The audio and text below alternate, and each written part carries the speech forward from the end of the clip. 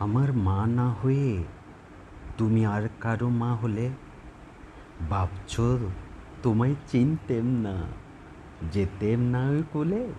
মজারও হতো বাড়ি, দুই জায়গায় থাকতো বাড়ি। আমি থাকতেম এই গায়েতে, তুমি পরের গায়ে। এইখানেতেই দিনের বেলা যা কিছু সব হতো খেলা।